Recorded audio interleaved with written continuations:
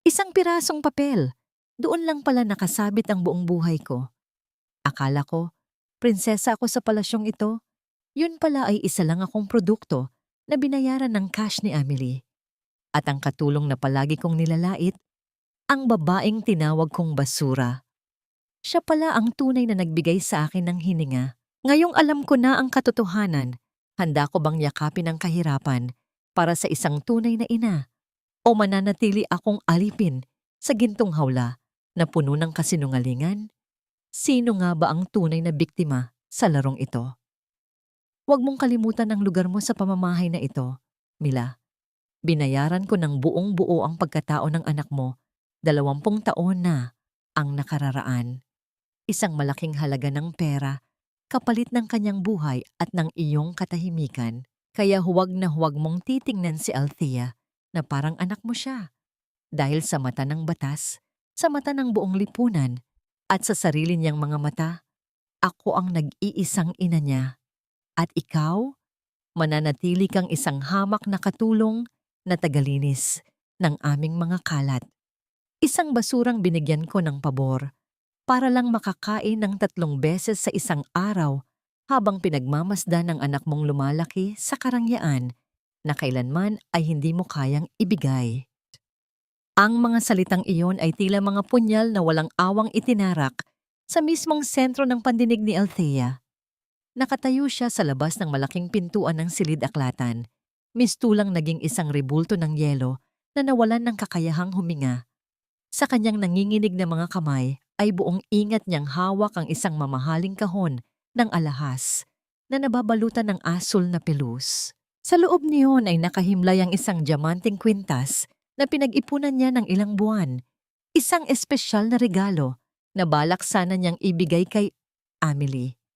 Kanina lamang, habang naglalakad siya sa mahabang pasilyo na napapalamutian ng mga gintong kwadro at mamahaling mga plorera, nag-uumapaw ang kaligayahan sa kanyang dibdib. Sabik na sabik siyang makita ang matamis na ngiti sa mga labi ng babaeng itinuring niyang reyna ng kanyang buhay, ang babaeng naging sandigan ng kanyang buong pagkatao. Ngunit ngayon, ang bawat magandang pangarap na yon ay naging abo na tinangay ng isang napakalamig at malupit na hangin. Ang maliit na regalong bitbit niya ay tila naging 1,000 tonelada ang bigat. Dahan-dahang nang hina ang mga kasukasuan ng kanyang mga daliri hanggang sa tuluyang madulas ang kahon mula sa kanyang mahigpit na pagkakahawak. Ang pagbagsak nito sa makapal na alpombra ay hindi lumikha ng anumang ugong. Subalit sa loob ng dibdib ni Althea, narinig niya ang tuluyang pagkawasak ng kanyang buong mundo. Ang bawat paniniwala niya tungkol sa kanyang sarili at sa kanyang pamilya ay gumuho ng parang isang kastilyong buhangin na tinamaan ng malakas na alon. Mula sa maliit na awang ng nakapinid na pintuan, sumilip ang katotohanang dumudurog sa kanyang kaluluwa.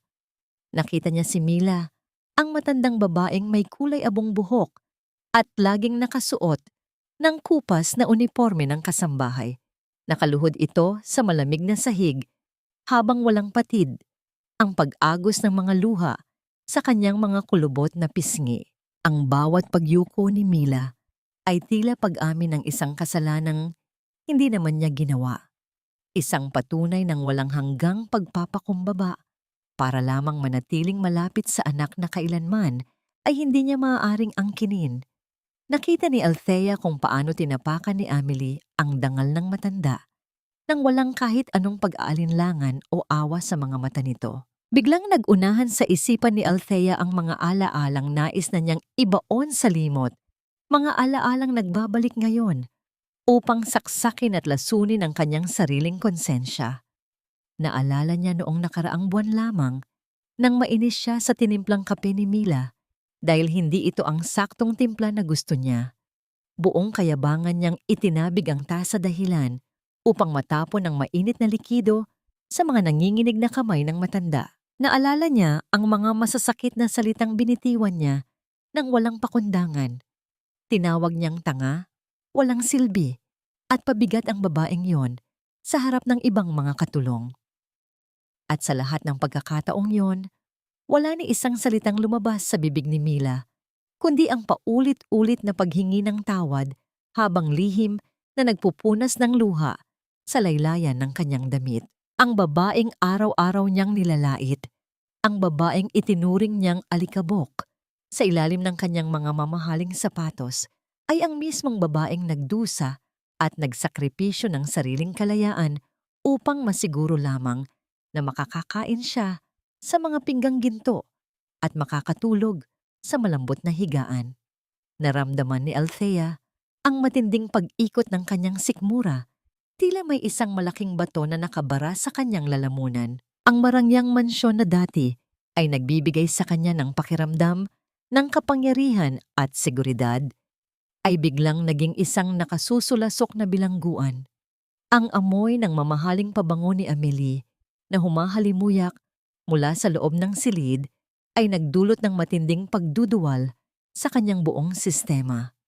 Ito ang amoy ng panlilinlang, ang amoy ng isang buhay na binili ng maruming salapi. Sinubukan niyang huminga ng malalim, ngunit ang hangin sa pasilyong yon ay tila naging malalaking piraso ng basag na salamin na humihiwa sa kanyang baga sa bawat paglanghap. Napasandal siya sa malamig na dingding upang pigilan ang sarili sa tuluyang pagbagsak. Napatingin siya sa kanyang sariling mga kamay na pinalaki sa labis na karangyaan, mga kuko na palaging malinis at pinipinturahan sa mga pinakasikat na salon sa syudad, habang ang mga kamay ng kanyang tunay na ina ay puno ng kalyo, paso at sugat kakatrabaho para sa pamilyang umangkin sa kanya. Isang matinding pandidiri sa sarili ang unti-unting lumamon sa kanyang pagkatao. Pakiramdam niya ay isa siyang malaking linta na sumisipsip sa dugo ng sarili niyang ina. Sa kailaliman ng kanyang isipan, isang nagdurugong katanungan ang pilit na naghahanap ng kasagutan habang patuloy siyang nilalamon ng kadiliman ng katotohanan. Kung ang buo kong pagkatao ay nabili lamang ng pera, sino nga ba talaga ako? Isa ba akong anak na karapat-dapat mahalin? O isa lamang akong mamahaling laruan na ginamit upang pagtakpan ang mga lihim at pagkukulang ng huwad na pamilyang ito? Wala siyang lakas upang umiyak ng malakas. Ang pinakamasakit na pagluha ay iyong walang tunog, iyong pinipigil ng labis na takot at pagkabigla na unti-unting pinapatay ang natitirang pag-asa sa loob ng dibdib. Dahan-dahan siyang humakbang paurong, nais niya tanang tumakbo palayo sa impyernong iyon, nais niyang takasan ang katotohanang sumira sa kanyang perpektong mundo. Ngunit bago pa man siya makalayo sa haba ng pasilyo, ang mabigat na pintuan ng silid-aklatan ay biglang bumukas ng buong lapad. Ang malamig na liwanag mula sa loob ay direktang tumama sa namumutlang mukha ni Althea. Tumambad sa kanya ang matayog na figura ni Amelie. Suot ang paborito nitong mamahaling bestidang seda at mga alahas na kumikinang na tila nangaasar sa ilalim ng ilaw. Ngunit ang mga mata nito ay hindi naglalaman ng anumang lambing o pagmamahal na nakasanayan niya. Ang titig ni Amelie ay kasing talim ng yelo na tumatarak hanggang sa kanyang buto. Sinusuri ang bawat patak ng pawis at takot sa mukha ni Althea. Sa likuran ng huwad na ina, nakita niya si Mila na gulat na gulat. Nakatakip ang magkabilang kamay na puno ng kalyo sa sariling bibig upang pigilan ang isang malakas na hagulgol. "Althea, mahal ko," malamig na bati ni Amelie.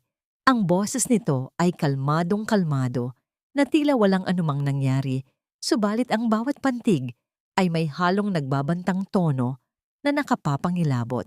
"Kanina ka pa ba nakatayo riyan sa dilim?" Nanigas ang buong kalamnan ni Althea. Tila pinagkaitan siya ng kakayahang magsalita o gumalaw. Ang katahimikan sa pagitan nilang tatlo ay mas nakabibingi pa kaysa sa isang malakas na pagsabog. Sa sandaling iyon, alam niyang ang gintong kadenang nakapulupot sa kanyang leeg sa loob ng 20 taon ay unti-unti nang humihigpit. Handang kitlin ang natitira niyang hininga at wala na siyang kawala. Ang katahimikan sa loob ng pasilyo ay tila isang buhay na nilalang na dahan-dahang sumasakal sa hininga ni Althea. Nakatayo pa rin siya roon. Ang kanyang mga paa ay tila nakabaon sa semento, habang ang malamig na titig ni Amelie ay unti-unting sinusunog ang kanyang balat. Hindi nakaligtas sa mapanuring mata ng matanda, ang asul, na kahon na nakahandusay sa alpombra. Isang mapait na ngiti ang gumuhit sa mga labi ni Amelie, isang ngiting hindi umabot sa kanyang mga mata na kasing lamig ng bakal. Dahan-dahang yumuko si Amelie upang pulutin ang kahon. Ang bawat kilos niya ay puno ng grasya. Tila ba nasa gitna siya ng isang marangyang pagtitipon at hindi sa gitna ng isang gumuhong pamilya. Hinaplos niya ang pilus na tela bago ito binuksan. Ang kislap ng diamanting kwintas ay tumama sa kanyang mukha. Ngunit sa halip na tuwa, isang mahinang tawa na puno ng pangungutya ang kumawala sa kanyang lalamunan. Para sa akin ba ito, Althea? Napakaganda. Napakamahal. Wika ni Amelie, ang kanyang boses ay tila himig ng isang sirena na nag-aanyaya sa kapahamakan. Pero sayang naman, binili mo ito gamit ang perang galing sa akin. Di ba? Ang perang pinaghirapan ni Roberto, ang perang nagbigay sa iyo ng karapatang tumayo ng tuwid sa harap ng mga tao.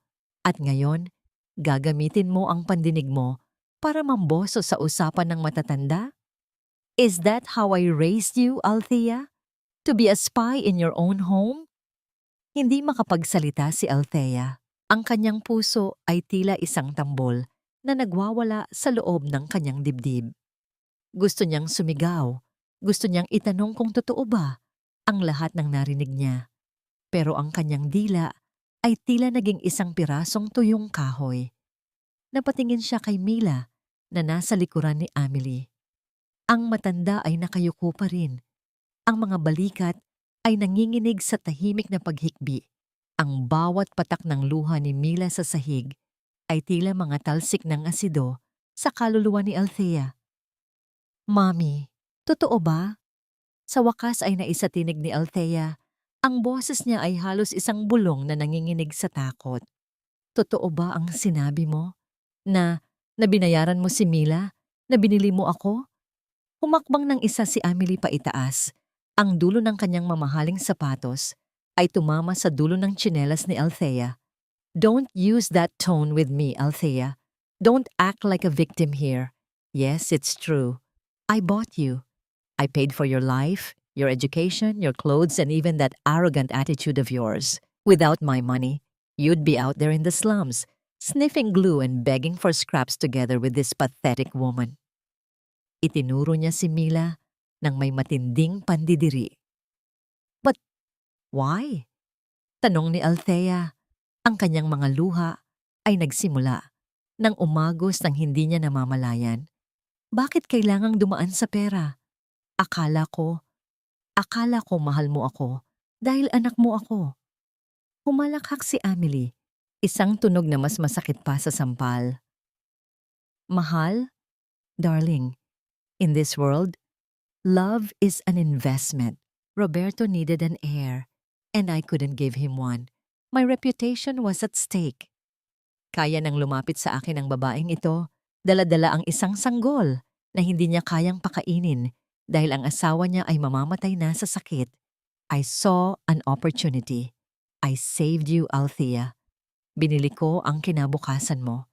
You should be kneeling and kissing my feet for saving you from a life of misery. Naramdaman ni Althea ang isang matinding pagkahilo. Ang mga pader ng mansyon ay tila umiikot, dahan-dahang lumiliit upang pilitin siyang lundagin ang katotohanang ayaw niyang harapin. Ang bawat alaala ng kanyang pagkabata, ang mga kaarawan na puno ng regalo, ang mga bakasyon sa ibang bansa, ay tila mga peking dekorasyon sa isang entablado. Lahat ng iyon ay bahagi lamang ng isang transaksyon. Isang negosyong binuo sa pagitan ng isang desperadang ina at isang mapagpanggap na donya. Sa isang pagkakataon, nag-angat ng tingin si Mila. Ang kanyang mga mata ay puno ng pagsusumamo. Althea, anak, patawarin mo ako. Hikbi ng matanda. Wala akong ibang paraan noon. Ang tatay mo, kailangan niya ng panggamot. Gusto ko lang mabuhay ka ng maayos. Ayaw kong danasin mo ang hirap na dinanas ko. Anak? Muling sumabat ang boses ni Amelie, matalas at puno ng lason. Huwag mong tawaging anak ang pag-aari ko, Mila. Nakalimutan mo na ba ang pinirmahan mong dokumento? Wala kang karapatan sa kanya. You are just a shadow in this house, a ghost who cleans the floors. Bumaling muli si Amelie kay Althea. Ang kanyang mukha ay naging seryoso at nakakatakot. Now, Althea, listen to me carefully. You have two choices. You can forget everything you heard tonight, go back to your room, and continue being the princess of the De Vega family. You will have the money, the name, and the power. Or, you can choose to side with this servant, and I will make sure you both end up in the gutters where you truly belong. I will strip you of everything, your name, your dignity, and even the clothes on your back. Ano ang pipiliin mo? Nanigas si Althea. Ang bigat ng pagpipilian ay tila isang higanteng alon na handang lumunod sa kanya. Tiningnan niya ang mga kamay ni Amelie. Mga kamay na nagbigay sa kanya ng lahat ng material na bagay, ngunit kailanman ay hindi nagparamdam ng tunay na init. Pagkatapos ay tumingin siya sa mga kamay ni Mila, mga kamay na puno ng kalyo, mga kamay na palihim na nag-aayos ng kanyang kumot sa gabi, mga kamay na palaging nakahandang sumalo sa kanya kahit paulit-ulit niya itong itinutulak. Ang marangyang pasilyo ay tila naging isang mahabang madilim na lagusan. Ang bawat ilaw mula sa chandelier ay tila mga mapanuyang bituin na malayo sa kanyang maabot. Naramdaman ni Althea ang matinding hapdi sa kanyang puso. Isang uri ng sakit na hindi kayang pawiin ng anumang gamot. Ang kanyang buong pagkatao ay nahahati sa dalawa, ang Althea na De Vega at ang Althea na anak ng isang katulong. Mommy, how could you be so cruel? Mahinang usal ni Althea. Ang bawat salita ay tila isang patak ng dugo mula sa kanyang sugatang kaluluwa. It's not cruelty, Althea. It's reality. Tugon ni Amelie habang dahan-dahang isinasara ang asul na kahon at muli itong iniabot kay Althea nang may pagbabanta. Isuot mo ang kwintas na ito.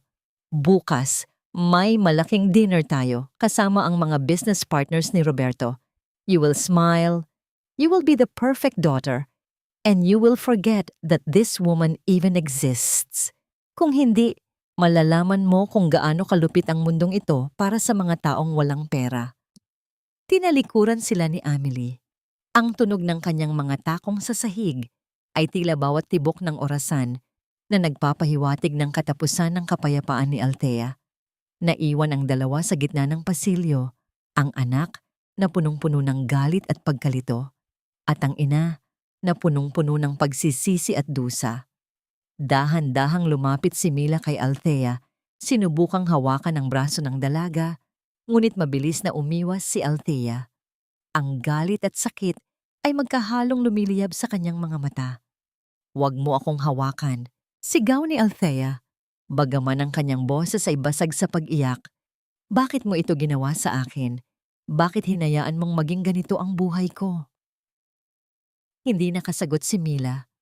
Tanging ang kanyang mga balikat na nanginginig ang naging tugon. Sa sandaling iyon, ang bawat pilak at ginto sa mansyon ay tila naging mga kadenang lalong humihigpit sa kanilang dalawa. At sa kadiliman ng gabi, isang lihim na tawag ang naghihintay sa kabilang linya. Isang tawag na magpapabago sa lahat. Isang pirasong papel, doon lang pala nakasabit ang buong halaga ng aking buhay. Sa loob ng silid ni Althea, ang hangin ay tila naging malapot at mahirap lang hapin. Nakaupo siya sa gilid ng kanyang kama, ang kanyang mga mata ay tulala sa malaking salamin na nasa kanyang harapan. Ang babaeng nakikita niya sa refleksyon, suot ang mamahaling pantulog na seda, na palilibutan ng mga kagamitang galing sa Europa, ay tila isang estranghero. Hindi na niya kilala ang mukhang iyon. Ang bawat kurba ng kanyang mukha, ang bawat hibla ng kanyang buhok, ay tila may nakadikit na tag ng presyo. Hindi siya nakatulog. Ang bawat ingay sa labas ng kanyang kwarto, ang marahang paglakad ng mga katulong sa pasilyo, Ang pag-aspas ng mga dahon sa bintana ay tila mga bulong na nanunukso sa kanyang pagkatao. Kailangan niyang makita ang katotohanan. Hindi sapat ang mga salita ni Amelie. Kailangan niyang mahawakan ang ebidensya ng sarili niyang pagbebenta. Alam niya kung saan itinago ni Amelie ang mga mahahalagang dokumento. Sa loob ng isang lihim na vault, sa likod ng malaking painting sa silid-aklatan, dahan-dahan siyang tumayo. Ang kanyang mga hakbang sa malambot na carpet ay hindi lumilikha ng anumang tunog, ngunit sa kanyang pandinig, ang bawat tibok ng kanyang puso ay tila isang malakas na tambol na nagbababala. Lalabas na sana siya ng pinto nang biglang bumukas ito ng marahan. Si Mila. Bit-bit nito ang isang tray ng mainit na gatas at ilang piraso ng biskwit. Ang mga mata ng matanda ay mugto pa rin, bakas ang magdamag na pagluha. Althea, anak, hindi ka pa kumakain mula na kagabi. Uminom ka muna nito. Mahinang pakiusap ni Mila. Ang boses nito ay puno ng pagmamahal na tila isang mainit na kumot. Ngunit para kay Althea, ito ay tila isang paalala ng kanyang matinding pighati. Tumitig si Althea kay Mila. Gusto niyang yakapin ang babaeng ito. Gusto niyang itanong kung ano ang amoy ng kanyang ama. Kung paano siya hinahawakan ni Mila noong sanggol pa siya. Ngunit ang galit na nakatanim sa kanyang puso ay mas matayog pa sa anumang rason. Huwag mo akong tawaging anak, Mila. Hindi ba't binayaran ka na para kalimutan ang salitang iyan? Ang malamig na sagot ni Althea. Nakita niya ang pagpihit ng mukha ni Mila sa tindi ng sakit. Ang tray sa kanyang kamay ay bahagyang nanginig. Ngunit nanatili itong nakatayo. Patawarin mo ako, Althea. Kung alam mo lang ang hirap ng pinagdaanan namin ng tatay mo. Wala akong pakialam sa hirap niyo. Ang alam ko lang, ipinagpalit niyo ako sa pera. Iniwan niyo ako sa kuko ng isang halimaw na tulad ni Amelie. Iniiwas ni Althea ang kanyang tingin at mabilis na lumabas ng silid.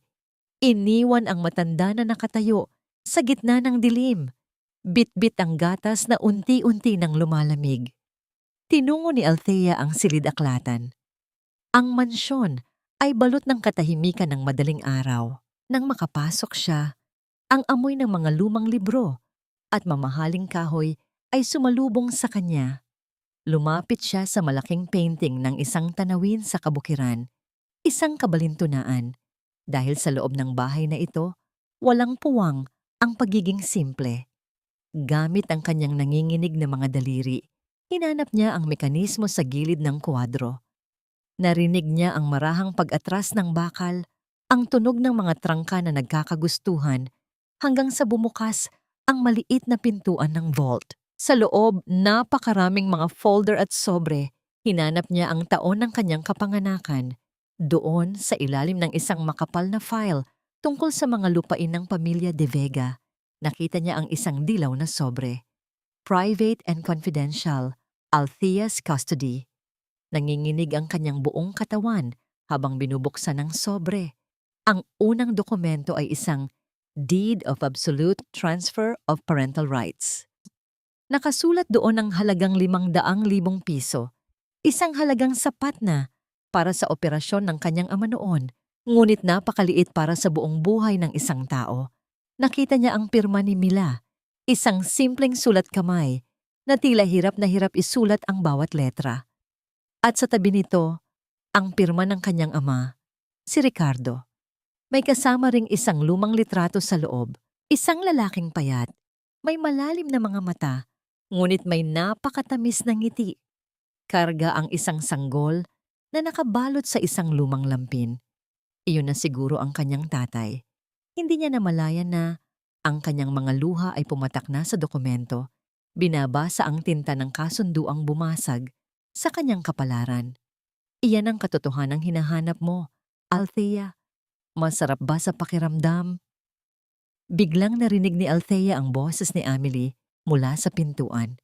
Hindi niya narinig ang pagpasok nito. Nakatayo si Amelie roon, suot ang isang marangyang dressing gown, hawak ang isang baso ng alak kahit madaling araw pa lamang. Ang kanyang mukha ay walang bakas ng pagkagulat, kundi isang mapanuyang aliw. Binili kita dahil kailangan ko ng perpektong buhay para kay Roberto. Dahan-dahang lumapit si Amelie, ang tunog ng kanyang tsinelas sa sahig ay tila bawat hakbang ng isang mandaragit. Ang tatay mo? Namatay siya 1 linggo matapos makuha ang pera. Isang pagsasayang, di ba? Namatay pa rin siya at ikaw ay naiwan sa akin. You were a business deal that went wrong for them, but a trophy for me. You're a monster. Galit na usal ni Althea habang mahigpit na hawak ang litrato ng kanyang ama. I am the woman who gave you everything. Sigaw ni Amelie.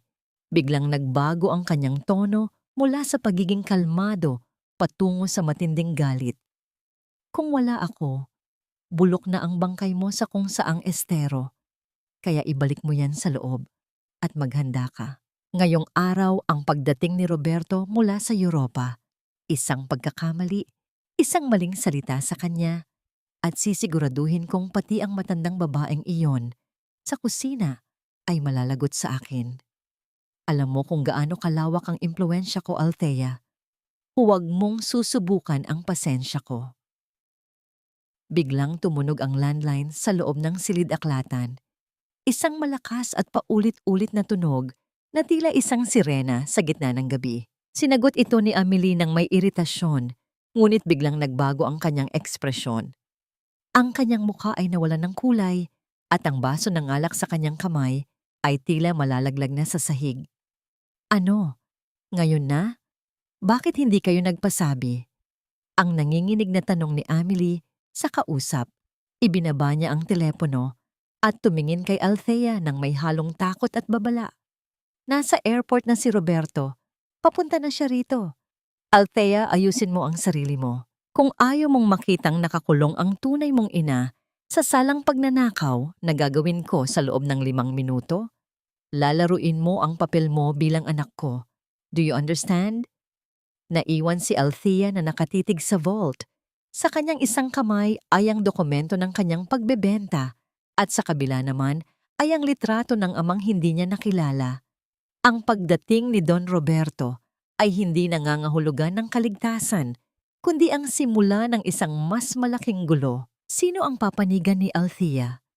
Ang katotohanang masakit o ang kasinungalingang nagpoprotekta sa buhay ng kanyang tunay na ina? Hubarin mo ang lahat ng yan, Althea. Hubarin mo ang bawat hibla ng telang nakabalot sa iyong katawan dahil wala kang kahit anong pag-aari sa loob ng pamamahay na ito. Mula sa mga alahas sa iyong leeg hanggang sa huling sentimo ng iyong dangal, lahat ng iyon ay sa akin. At ang isang basurang tulad mo ay wala ng puwang sa isang palasyo. Ang boses ni Amelie ay tila isang matalim na lagari na dahan-dahang pumuputol sa huling hibla ng pag-asa ni Althea. Sa labas ng bintana ng silid-aklatan, ang kalangitan ay unti-unti nang nagdidilim, tila nakikiramay sa nagbabadyang unos sa loob ng mansyon. Hawak pa rin ni Althea ang lumang litrato ng kanyang ama, ang tanging bagay na nagbibigay sa kanya ng lakas para hindi tuluyang gumuho sa harap ng babaeng itinuring niyang ina. Ngunit sa isang iglap, marahas na hinablot ni Amelie ang litrato mula sa kanyang kamay. Walang kaabog-abog na pinunit ni Amelie ang larawan sa harap ng nanlilisik na mga mata ni Althea. Ang bawat piraso ng papel na nahuhulog sa sahig ay tila mga piraso ng puso ni Althea na dinudurog. Hindi na kontento si Amelie. Kinuha rin niya ang asul na kahon ng kwintas at itinapon ito sa basurahan na nasa sulok ng silid. Mommy, please, huwag niyo pong gawin ito. Pagmamakaawa ni Althea, ang kanyang boses ay basag at puno ng pait. Aalis ako, pero huwag niyo namang saktan si Mila. Wala siyang kasalanan dito. Huwag mo akong tawaging mommy. Nakakadiri pakinggan mula sa bibig ng isang anak ng katulong. Sigaw ni Amelie. Ang kanyang mukha ay namumula sa galit. Ang kanyang mga ugat sa leeg ay tila puputok na sa tindi ng puot. Mula sa sandaling ito, patay na ang Althea de Vega na kilala ng mundo. Ikaw na lang ang Althea na pulubi. Ang Althea na anak ng isang babaeng nagbenta ng sariling laman para sa ilang pirasong pilak. Tinawag ni Amelie ang mga gwardiya ng mansyon. 2 malalaking lalaki ang pumasok sa silid. Ang kanilang mga muka ay walang emosyon habang hinihintay ang utos ng kanilang amo. Itinuro ni Amelie si Althea ng may matinding pandidiri. Ilabas niyo ang babaeng yan. Siguraduhin niyo na wala siyang madadalang kahit ano. Kahit ang tsinelas na suot niya, hubarin niyo. Itapon niyo siya sa labas ng gate. Walang nagawa si Althea nang hawakan siya ng 2 gwardya sa magkabilang braso. Sinubukan niyang lumaban, sinubukan niyang magpumiglas, ngunit ang kanyang lakas ay walang sinabi sa higpit ng pagkakahawak ng mga ito. Kinaladkad siya palabas ng silid-aklatan, dumaan sa malaking hagdanan na dati ay nilalakaran niya ng may buong pagmamalaki. Nakita niya ang ibang mga katulong na nakatayo sa pasilyo. Ang kanilang mga mata ay puno ng awa, ngunit walang sino man ang nangahas na magsalita. Sa dulo ng hagdanan, nakita niya si Mila, nakaluhod ang matanda, humahawak sa laylayan ng bestida ni Amelie, nagsusumamo ng buong puso. "Ma'am, maawa po kayo. Ako na lang po ang parusahan niyo. Huwag ang anak ko. Ma'am, pakiusap." Isang malakas na sipa ang isinagot ni Amelie kay Mila. Naging sanhi upang tumalsik ang matanda sa sahig. Ang tunog ng pagtama ng katawan ni Mila sa matigas na marmol ay tila isang kulog sa pandinig ni Althea. "Bitawan mo ako, maruming babae. Isama niyo na rin ang matandang iyan. Magsama silang 2 sa kalsada." Inilabas sila sa malaking pinto ng mansyon. Sa labas, nagsimula ng bumuhos ang ulan. Isang malakas at malamig na ulan na tila balak hugasan ang lahat ng bakas ng karangyaan sa katawan ni Althea. Itinulak siya ng mga gwardya palabas ng malaking gate ng De Vega Estate. Bumagsak si Althea sa basang semento. Ang kanyang mamahaling pantulog na seda ay agad na nabasa at nadumihan ng putik. Narinig niya ang marahas na pagtiklop ng mga bakal na gate, ang tunog ng pagkakandado na tila huling hininga ng kanyang dating buhay. Ang ilaw mula sa loob ng mansyon ay unti-unting namamatay hanggang sa tanging ang dilim ng gabi at ang lamig ng ulan na lamang ang natira sa kanyang paligid. Nakatitig si Althea sa malaking logo ng pamilya De Vega sa gate. Ilang oras lang ang nakalipas, siya ang prinsesa sa likod ng mga rehas na yon. Ngayon, siya ay isa na lamang estranghero na nanginginig sa ginaw. Walang saplot sa paa at walang kahit isang kusing sa bulsa. Ang bawat patak ng ulan sa kanyang mukha ay humahalo sa kanyang mga luha. Ang hapdi ng kanyang mga sugat sa tuhod ay hindi maikukumpara sa hapdi ng kanyang pusong nawalan ng tahanan. "Althea." "Anak." Isang mahinang boses ang narinig niya sa kanyang tabi. Doon, sa ilalim ng isang puno malapit sa gate, nakita niya si Mila. Basang-basa rin ang matanda. Yakap-yakap ang isang maliit na balutan ng mga damit na tila kanina pa niya inihanda. Lumapit si Mila sa kanya. Dahan-dahang ipinatong ang isang lumang payong na may butas-butas sa ibabaw ng ulo ni Althea.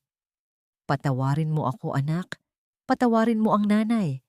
Hikbi ni Mila habang sinusubukang punasan ng putik sa mukha ni Althea gamit ang kanyang nanginginig na mga kamay. Tumingin si Althea sa kanyang tunay na ina. Sa gitna ng dilim at ulan, nakita niya ang isang bagay na kailanman ay hindi niya nakita sa mga mata ni Amelie. Ang tunay na pag-aalala, ang wagas na pagmamahal na handang dumanas ng anumang hirap. Sa unang pagkakataon sa kanyang buhay, hindi itinulak ni Althea si Mila. Sa halip, isinandal niya ang kanyang ulo sa balikat ng matanda at doon ibinuhos ang lahat ng kanyang sakit. "Nanay, wala na tayong mapupuntahan," bulong ni Althea sa gitna ng paghikbi. "Huwag kang mag-alala, anak. Hanggat magkasama tayo, may tahanan tayo. Tara na, may maliit akong kwarto sa kabilang bayan. Hindi ito mansyon, pero ligtas tayo roon," sagot ni Mila habang inaalalayan ang anak na tumayo. Naglakad ang mag-ina sa gilid ng kalsada. Ang tanging tanglaw nila ay ang mga ilaw ng sasakyang dumadaan na paminsan-minsan ay tinitilamsikan sila ng maruming tubig. Ang bawat hakbang ni Althea sa malamig na aspalto ay tila isang paalala ng kanyang bagong realidad. Siya ay wala na sa rurok ng tagumpay. Siya ay nasa ilalim na ng tatsulok. Ngunit habang papalayo sila sa mansyon, isang itim na sasakyan ang dahan-dahang bumagal sa kanilang likuran. Ang mga headlight nito ay tumama sa likod ni Mila at Althea. Hindi ito ang sasakyan ni Don Roberto. Ang bintana ng sasakyan ay dahan-dahang bumaba at isang pares ng mga mata ang matamang nakamasid sa kanila. Mga matang hindi puno ng awa, kundi ng isang mapanganib na interes. Sino ang estrangherong sumusunod sa kanila sa gitna ng unos? At hanggang saan ang kayang gawin ni Amelie para masiguradong hindi na muling makakabalik ang katotohanan sa kanyang pintuan? Ang bawat hakbang ni Althea sa basang aspalto ay tila paglakad sa ibabaw ng libu-libong matatalim na bubog. Ang kanyang mga paa, na dati ay tanging ang pinakamalambot na carpet at mamahaling sapatos lamang ang nadarama, ay ngayon ay puno na ng sugat at dumi. Ang ulan ay tumila na, ngunit ang lamig na iniwan nito ay tila nanunuot hanggang sa kanyang mga buto. Sa kanyang tabi, nananatiling matatag si Mila. Ang matandang babaeng sa loob ng 20 taon ay tinawag niyang Alila. Ngunit ngayon ay siya palang nagsisilbing tanging sandigan niya sa gitna ng kawalan. Narating nila ang isang lugar na kailanman ay hindi inakala ni Althea na iiral sa kanyang mundo. Ang mga eskinita ay masikip, mabaho ang amoy ng kanal, at ang mga bahay ay dikit-dikit na tila mga baraha na munting hangin lang ay guguho na. Ang mga ilaw sa kalsada ay aandap-andap, nagbibigay ng nakatatakot na anino sa bawat sulok. Dito na tayo, anak. Pasensya ka na. Ito lang ang kaya ng nanay. Mahinang usal ni Mila habang binubuksan ang isang pintong gawa sa pinagtagpi-tagping plywood at kalawiting yero. Pumasok si Althea sa loob ng munting silid. Ang buong espasyo ay hindi man lang aabot sa laki ng kanyang dating walk-in closet sa mansyon. Walang aircon, walang malambot na kama. Tanging isang manipis na banig na nakalatag sa sahig at isang maliit na gasera na nagbibigay ng madilim na liwanag. Ang amoy ng paligid ay pinaghalong usok ng kahoy, patis at basang lupa. Mabilis na kumuha si Mila ng isang lumang duster, ang pinakamalinis na damit na meron siya, at iniabot ito kay Althea. Hubarin mo na ang basang suot mo, Althea, baka magkasakit ka. Ito, isuot mo muna ito. Malinis iyan, bagong laba. Tinitigan ni Althea ang damit. Ito ay gawa sa murang tela. May mga tahi na sa gilid at malayo sa sutla na nakasanayan niya.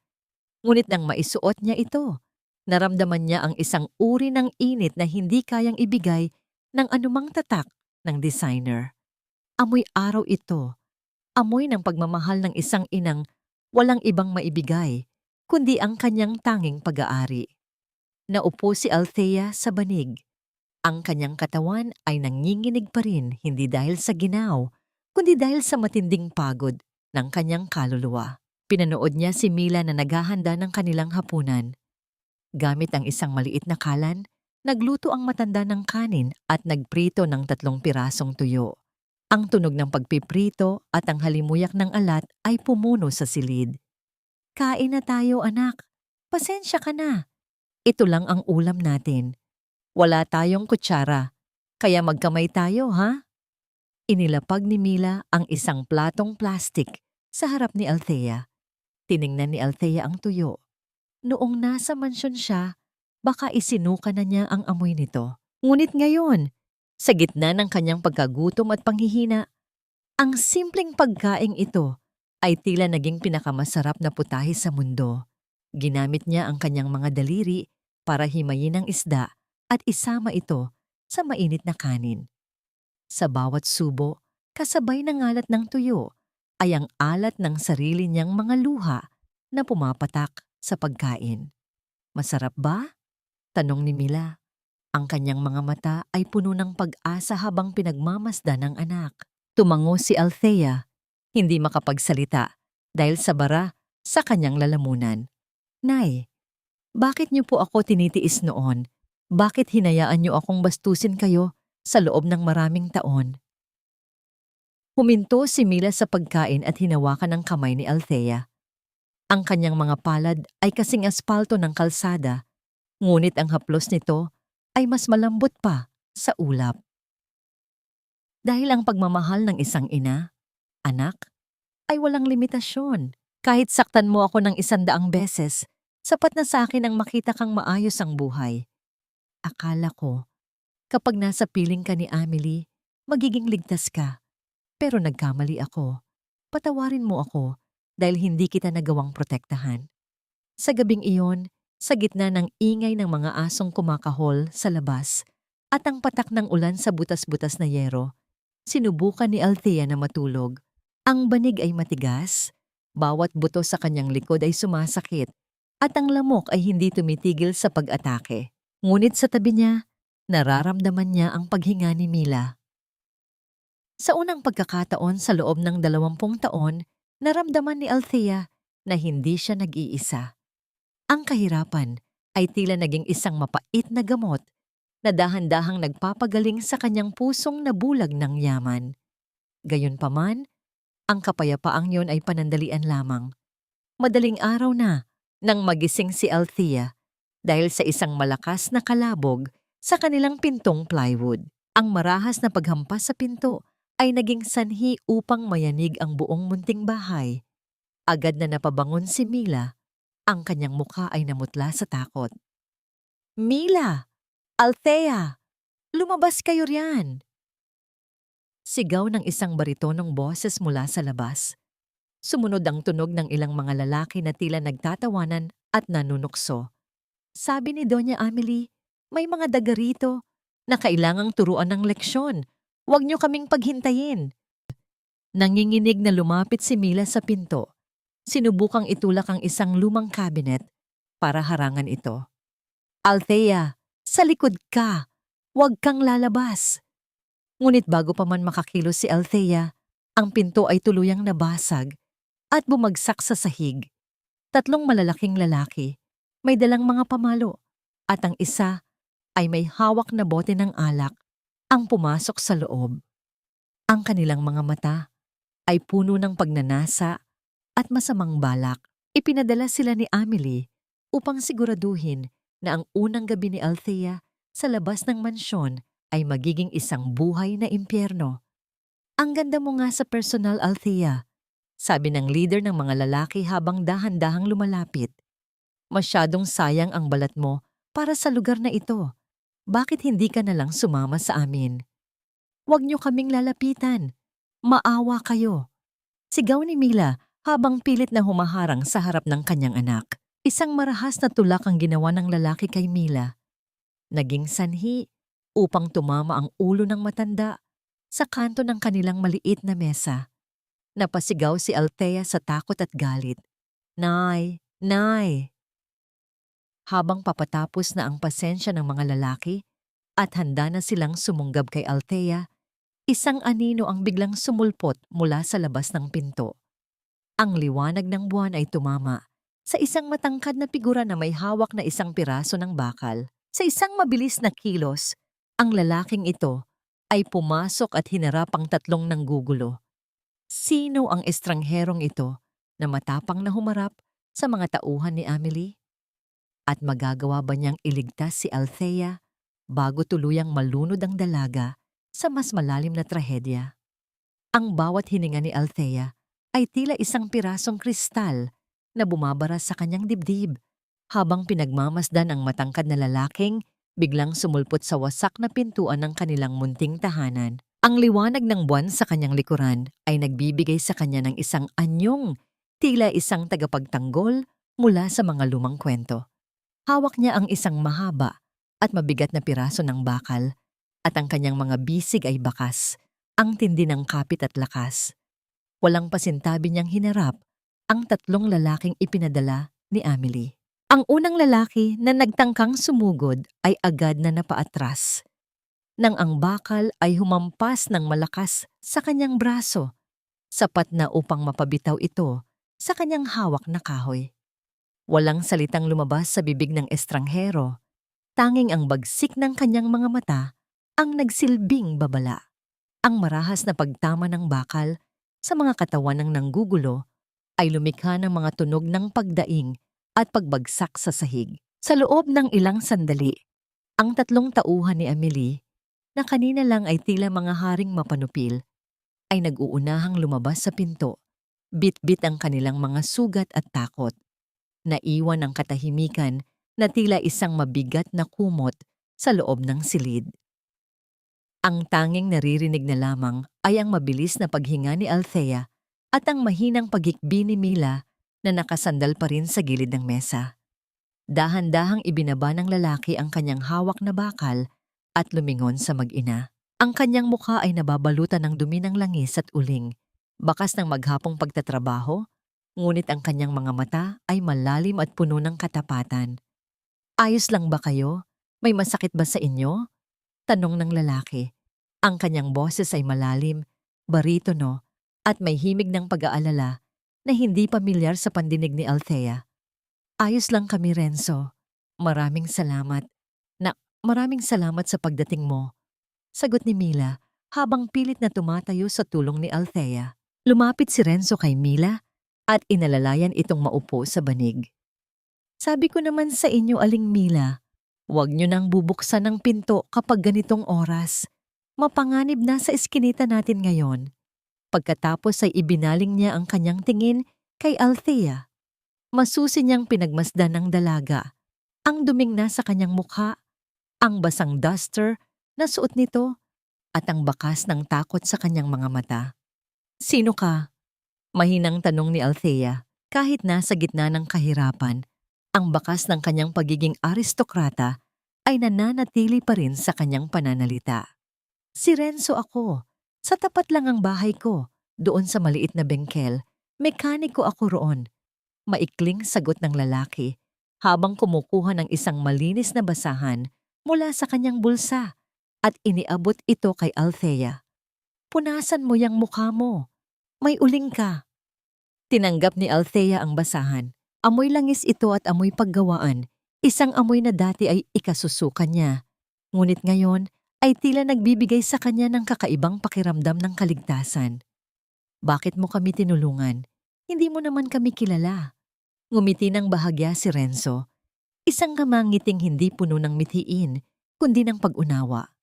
"Dito sa lugar namin, hindi kailangang maging magkakilala para magtulungan. Ang mahihirap, tanging kapwa mahirap lang din ang maaasahan. At saka, matagal ko nang kilala si Aling Mila. Mabuting tao siya." Sa sumunod na ilang minuto, tinulungan ni Renzo ang mag-ina na ayusin ang kanilang nawasak na pinto. Gamit ang kanyang mga kagamitan mula sa bengkel, pansamantala niyang itinali ng alambre at pinalitan ng mas matitibay na pako ang plywood. Pinanood ni Althea ang bawat kilos ni Renzo. Ang kanyang mga kamay ay puno ng dumi ng makina. Ang kanyang mga kuko ay maitim dahil sa langis. Ngunit bawat galaw niya ay puno ng pag-iingat at respeto. Matapos ayusin ang pinto, naupo si Renzo sa isang maliit na bangko sa labas habang si Althea ay lumabas din para kumuha ng kaunting hangin. Ang langit ay malinaw na at ang mga bituin ay tila nagmamasid sa kanilang dalawa. "Hindi ka taga rito?" "No," tanong ni Renzo habang nagpupunas ng kanyang mga kamay. "Sa kilos mo pa lang at sa balat mong parang hindi pa nakatikim ng sikat ng araw. Alam kong galing ka sa kabilang mundo." Huminga ng malalim si Althea. "Doon nga ako galing, pero itinapon na ako ng mundong yun. Ngayon, wala na akong kahit ano. Ni hindi ko alam kung paano mabubuhay sa ganitong lugar." Alam mo, Althea, ang halaga ng isang tao ay hindi nasusukat sa kapal ng kanyang pitaka o sa ganda ng kanyang suot, wika ni Renzo habang nakatingin sa malayo. Ang tunay na yaman ay nasa tibay ng sikmura at sa linis ng puso. Mas mabuting matulog sa matigas na banig na malinis ang konsensya kaysa sa malambot na kama na puno ng kasinungalingan. Natahimik si Althea. Ang mga salita ni Renzo ay tila isang gamot na humahaplos sa kanyang sugatang pagkatao.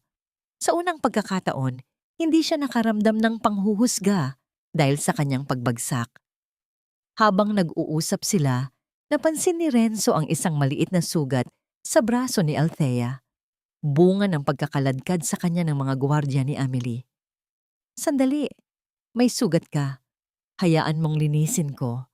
Dahan-dahang hinawakan ni Renzo ang braso ni Althea, ngunit nang itaas niya ang manggas ng duster ng dalaga upang masuri ang sugat, biglang nanigas si Renzo. Ang kanyang mga mata ay nanlaki habang nakatingin sa isang maliit at kakaibang marka sa pulso ni Althea. Isang birthmark na hugis ng isang maliit na ibon. O marahil ay isang lihim na tattoo na matagal nang kumpas. Saan mo nakuha ito? Nanginginig ang boses na tanong ni Renzo. Ang kanyang tono ay biglang nagbago mula sa pagiging kalmado patungo sa matinding pagkagulat. Nagtaka si Althea. Ito ba? Bata pa lang ako. Sabi ni Amelie ay aksidente lang daw ito noong sanggol pa ako. Bakit? May problema ba? Hindi agad nakasagot si Renzo. Ang kanyang titig ay nananatiling nakapako sa markang iyon. Isang madilim na alaala ang tila bumabalik sa kanyang isipan. Isang alaalang may kaugnayan sa isang malaking krimen sa nakaraan ng pamilya De Vega. Isang krimen na kinasangkutan ng kanyang sariling pamilya at ni Amelie. Althea! Bulong ni Renzo habang dahan-dahang binitawan ang kanyang braso. Hindi lang basta aksidente ang markang iyan. Iyan ang ebidensya ng isang bagay na matagal nang ibinaon ni Amelie sa limot. Isang lihim na maaaring magpabagsak sa kanya o maaari ring pumatay sa ating lahat. Biglang humangin ng malakas. Naging sanhi upang maglabit-labit ang mga yero sa paligid. Ang katahimikan ay muling naging puno ng panganib. Ang pagdating ni Renzo ay hindi lamang nagdala ng kaligtasan, kundi nagbukas din ng isang pintuan tungo sa isang katotohanang mas madilim pa sa gabi. Sino nga ba talaga si Renzo sa buhay ni Althea? At anong lihim ang itinatago ng markang nasa balat ng dalaga na tila isang sumpa mula sa nakaraan? Tingnan nyo, yan pala yung magandang babaeng nagnakaw sa sarili niyang pamilya bago naglayas. Akalain mo sa ganda ng muka, may dumi pala ang kamay. Ang mga salitang iyon na binigkas ng isang alis sa palengke habang nakaturo ang daliri kay Althea ay tila isang balde ng malamig na tubig na nagpagising sa kanyang diwa. Nakatayo si Althea sa gitna ng mataong kalsada. Bit-bit ang isang maliit na basket ng mga kakaning niluto ni Mila para sana itinda. Kanina lamang, bago sila umalis sa kanilang munting silid, punong-puno siya ng pag-asa. Gusto niyang patunayan na kaya niyang magtrabaho, na kaya niyang tulungan ang kanyang tunay na ina sa marangal na paraan. Ngunit sa bawat hakbang niya, tila may mga matang sumasaksak sa kanyang likuran. Dahan-dahan niyang ibinaba ang kanyang tingin sa mga taong nakapaligid sa kanya. Hawak ng ilan ng kanilang mga cellphone, ipinapakita ang isang post sa social media na mabilis na kumakalat. Doon sa screen ng isang estranghero, nakita ni Althea ang kanyang sariling mukha. Isang kuha mula sa CCTV ng mansyon. Ang caption ay malinaw at malupit. Beware of this woman, Althea De Vega, missing and wanted for qualified theft. Stole jewelry worth millions before running away with a servant. Naramdaman ni Althea ang matinding panginginig ng kanyang mga tuhod. Ang basket ng kakanin sa kanyang kamay ay biglang bumigat. Tila bawat piraso ng malagkit ay naging isang piraso ng bato. Ang hangin sa paligid na amoy tuyo at usok ay tila naging lason na sumasakal sa kanyang lalamunan. Hindi lang pala siya itinapon ni Amelie. Balak din siyang ibaon nito ng buhay sa pamamagitan ng paninira. Gusto niyang sumigaw. Gusto niyang sabihin sa lahat na kasinungalingan ang lahat ng yon. Ngunit ang kanyang tinig ay tila nawala sa kailaliman ng kanyang takot. Napansin niya ang pag-iwas ng mga tao, ang mga bulong na tila mga bubuyog na nanunubok sa kanyang pandinig. Ang bawat mapanghusgang tingin ay tila isang sampal na mas masakit pa sa ginawa ni Amelie nung gabing pinalayas siya. Bakit kailangan mong gawin ito, Mami? Hindi pa ba sapat na kinuha mo ang lahat sa akin? Pati ba ang dangal ko ay kailangan mong tapakan? Bumalik si Althea sa kanilang silid nang halos tumatakbo. Ang kanyang mga luha ay malayang dumadaloy at humahalo sa alikabok ng kalsada. Doon, nakita niya si Mila na abala sa pagtitupi ng kanilang kakaunting damit. Nang makita ni Mila ang hitsura ng anak, agad itong lumapit ng may matinding pag-aalala. Althea, anak, anong nangyari? Bakit dala mo pa rin ang mga tinitinda natin? May umaway ba sa'yo? Tanong ni Mila habang hinahaplos ang buhok ni Althea. Nay, si Amelie, pinapalabas niyang magnanakaw tayo. Hikbi ni Althea. Kalat na sa internet ang mukha ko. Wala nang gustong bumili sa atin. Kahit saan ako magpunta, tinatawag nila akong kriminal. Nanlumo si Mila sa narinig. Napaupo siya sa banig. Ang kanyang mga kamay na puno ng kalyo ay itinakip niya sa kanyang mukha. Diyos ko, hanggang kailan ba tayo pahihirapan ng babaeng yan? Wala na nga tayong makain, pati ba naman ang pangalan natin ay dudungisan niya? Sa gitna ng kanilang paghihinagpis, pumasok si Renzo sa pinto. Ang kanyang mukha ay seryoso. Hawak ang kanyang cellphone. Nabalitaan ko na rin sa bengkel. Mabilis na kumalat ang balita rito sa komunidad natin. May mga taong nagtatanong na kung nasaan kayo. Althea, Aling Mila, kailangan nating mag-ingat. Alam niyo naman kung gaano kalakas ang kapit ni Amelie sa batas. Renzo, wala kaming ninanakaw. Alam mo yan. Depensa ni Althea. Ang kanyang mga mata ay nanunumbat sa tindi ng sakit. Alam ko, Althea. Naniniwala ako sa inyo. Mahinahong sagot ni Renzo habang lumalapit sa dalaga. Pero sa mundong ito, ang katotohanan ay madalas na natatalo ng pera. At sa ngayon, si Amelie ang may hawak ng alas. Ang markang nakita ko sa braso mo kagabi. Iyon ang dahilan kung bakit hindi kanya tatantanan. Takot siya na malaman mo ang totoong kwento sa likod niyon. Anong kwento, Renzo? Sabihin mo sa akin. Pagpipilit ni Althea. Ngunit bago pa man makasagot si Renzo, isang malakas na tunog ng sirena ang narinig nila mula sa labas ng eskinita. Ang bawat tibok ng puso ni Althea ay tila sumasabay sa bilis ng papalapit na panganib. Sumunod ang ingay ng maraming mga paa na tumatakbo patungo sa kanilang munting bahay. Ang tunog ng mga radyo ng pulis na nag-uugnayan. Ito na sila. Bulong ni Mila. Ang kanyang boses ay puno ng panginginig. Bumukas ang pinto ng marahas. Pumasok ang 4 na pulis kasama ang isang lalaking nakasuot ng barong, ang abogado ni Amelie. Sa likuran nila, isang itim na sasakyan ang nakatigil sa dulo ng eskinita. Ang bintana ay dahan-dahang bumaba upang ipakita ang malamig at mapanuyang tingin ni Amelie. Mila Santos, ikaw ay inaaresto sa salang qualified theft at pagnanakaw ng isang mamahaling singsing na nagkakahalaga ng 2 milyong piso, deklara ng isang pulis habang inilalabas ang mga posas. Singsing, wala akong ninanakaw. Maawa kayo! Sigaw ni Mila habang pilit na inilalayo ang kanyang mga kamay. May search warrant kami, sabi ng abogado habang itinuturo ang isang pulis na nagsimulang maghalughog sa kanilang munting gamit. Sa loob ng ilang sandali, tila sinadyang itapon ng pulis ang isang lumang lata ng gatas. At doon, mula sa loob ng basahan ni Mila, lumabas ang isang kumikinang na singsing na may malaking hiyas. Ito na ang ebidensya, sabi ng pulis habang pinupulot ang singsing. Napatulala si Althea. Alam niyang itinanim lang ang singsing na yon. Isang malupit na frame-up para tuluyang mawasak ang buhay ni Mila. Hindi totoo yan. Itinanim niyo lang yan. Sigaw ni Althea habang sinusubukang humarang sa mga pulis.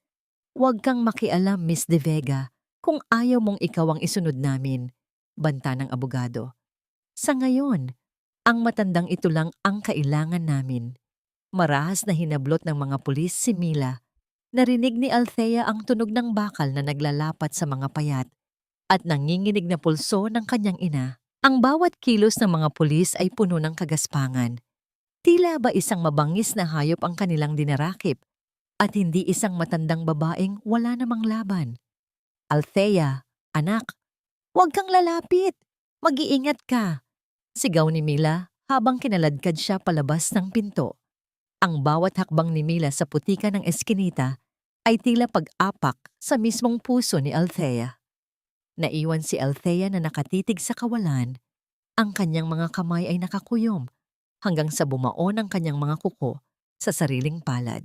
Mula sa malayo, nakita niya ang sasakyan ni Amelie na dahan-dahang umalis. Ang usok mula sa tambutso ay tila huling halakhak ng babaeng sumira sa kanyang mundo.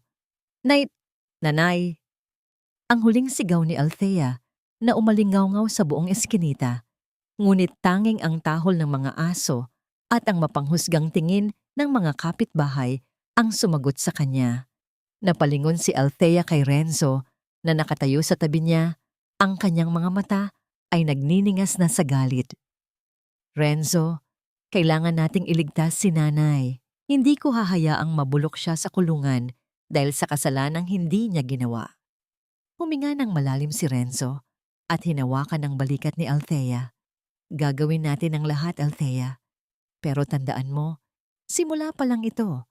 Ngayong nakuha na nila si Aling Mila, ikaw naman ang isusunod nila. Handa ka na bang harapin ang katotohanang itinatago ni Amelie? Ano ang gagawin ni Althea para iligtas ang kanyang ina sa gitna ng kapangyarihan ni Amelie? At anong sakripisyo ang kailangan niyang gawin para mabawi ang dangal na ninakaw sa kanila? Ang bawat sulok ng munting silid ay tila sumisigaw ng pangalan ni Mila. Ang amoy ng tuyo na niluto nito kanina ay nananatili pa rin sa hangin. Isang masakit na paalala ng buhay na biglang ninakaw sa kanila. Nakaupo si Althea sa banig. Yakap ang kanyang sariling mga tuhod habang ang kanyang mga luha ay tuyo na sa kanyang mga pisngi, pinalitan ng isang matinding hapdi sa kanyang puso. Sa labas, ang kadiliman ng gabi ay tila isang malaking kumot na lalong nagpapabigat sa kanyang pakiramdam. Althea, kumain ka muna, mahinang sabi ni Renzo habang inilalapag ang isang basong tubig sa tabi ng dalaga. Hindi ka makakatulong kay Aling Mila kung manghihina ka. Umiling si Althea. Ang kanyang mga mata ay nagniningas sa galit habang nakatingin sa kawalan. Alam mo ba kung anong pakiramdam, Renzo? Ang makitang kinakaladkad ang nanay mo na parang isang hayop, ang makitang pinagtatawanan siya ng babaeng itinuring kong pamilya. Hindi ko kaya ito.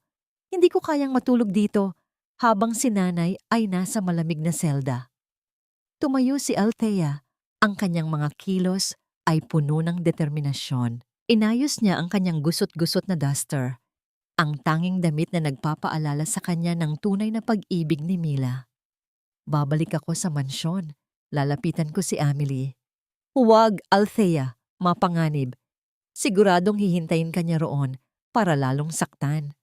Babala ni Renzo habang hinahawakan ang kanyang braso. Kahit patayin pa niya ako, Renzo, gagawin ko. Hindi ako papayag na mabulok si nanay sa kulungan dahil sa kasalanang itinanim lang ni Amelie. Matapang na sagot ni Althea bago mabilis na lumabas ng pinto. Iniwan ang nag-aalalang si Renzo sa gitna ng dilim. Naglakad si Althea pabalik sa mundo ng karangyaan na dati ay kanyang kinalakihan. Ang bawat hakbang niya sa kalsada ay tila pagbabalik sa kuko ng isang halimaw. Nang marating niya ang malaking gate ng mga De Vega, ang mga guwardiya ay tumingin sa kanya nang may halong pangungutya at pagtataka. Hinayaan nila siyang makapasok dahil alam nilang iyon ang utos ng kanilang donya, ang hayaang bumalik ang biktima sa bitag. Ang mansyon ay maliwanag, punong-puno ng mga sasakyang pangluho. Nagkataon na may ginaganap na piging sa loob. Isang charity event para sa mga ampunan. Isang malupit na irony para sa isang babaeng tulad ni Amelie na walang puso. Pumasok si Althea sa malaking pintuan. Ang kanyang hitsura ay malayo sa dating prinsesa. Ang kanyang balat ay may mga gasgas. Ang kanyang duster ay may mga mantsa ng putik. At ang kanyang buhok ay gulo-gulo. Tumigil ang tawanan at kwentuhan sa loob ng malaking hall nang makita nila si Althea. Ang mga matatandang donya na may hawak na baso ng mamahaling wine ay nagbulungan. Ang ilan ay nagtakip pa ng kanilang mga ilong na tila may pumasok na mabahong basura sa kanilang malinis na mundo. "Look who's here!" Boses ni Amelie ang nangibabaw sa buong silid. Nakatayo siya sa dulo ng hagdanan, suot ang isang itim na evening gown na kumikinang sa ilalim ng chandelier. Ang kanyang nangiti ay puno ng tagumpay. The prodigal daughter has returned. But look at you, Althea. You look like a common beggar. Hindi pinansin ni Althea ang pangungutya ng mga tao. Naglakad siya patungo sa gitna ng silid, direkta sa harap ni Amelie. "Pakawalan mo si nanay. Bawiin mo ang demanda, Amelie. Alam nating dalawa na itinanim mo lang ang singsing na yon." Humalakhak si Amelie. Isang tunog na mas matalim pa sa pagkabasag ng kristal. "Nanay? Oh, you mean the thief? Bakit ko naman pakakawalan ng isang kriminal na nagnakaw sa mismong bahay ko? You have no proof, Althea. At sa mata ng mga kaibigan ko rito, ikaw ang naglayas at siya ang kumuha ng pagkakataon. Pakiusap, Amelie." Halos magmakaawa ang boses ni Althea. Ang bawat salita ay tila pagpapakumbaba ng kanyang huling hibla ng dignidad. "Gawin mo na ang lahat sa akin? Huwag lang sa kanya. Siya ang tanging mayroon ako." Lumapit si Amelie kay Althea. Ang bango ng kanyang pabango ay tila lason na sumasakal sa dalaga. "Gusto mong pakawalan ko siya? Fine. Pero may kondisyon ako. Show me how much you love that servant. Lumuhod ka, Althea. Lumuhod ka sa harap ko at sa harap ng lahat ng mga panauhin ko. Humingi ka ng tawad sa lahat ng kasalanang ginawa mo sa akin at baka pag-isipan ko." Natahimik ang buong mansyon. Ang tanging naririnig ay ang tibok ng puso ni Althea at ang malakas na paghinga ng mga taong naghihintay ng isang palabas. Ang bawat mata ay nakatuon sa dalaga. Ang sahig na marmol ay tila naging napakalamig. Dahan-dahan, ang mga tuhod ni Althea ay bumigay. Ang bawat pulgada ng kanyang pagbaba ay tila pagpunit sa kanyang kaluluwa. Nang tumama ang kanyang mga tuhod sa matigas na marmol, naramdaman niya ang matinding kahihiyan na tila isang apoy na sumusunog sa kanyang buong pagkatao. Yumuko siya, ang kanyang mga luha ay pumatak sa sahig na dati ay nilalakaran niya ng may buong pagmamalaki. "Patawarin mo ako, Mommy," bulong ni Althea sa gitna ng paghikbi. "Patawarin mo ako sa lahat. Parusahan mo na ako, pero pakiusap, iligtas mo si Mila." Isang malakas na tawanan ang sumabog sa silid. Pinangunahan ni Amelie. "Tingnan niyo ang dating tagapagmana ng mga De Vega, nakaluhod para sa isang katulong. How pathetic."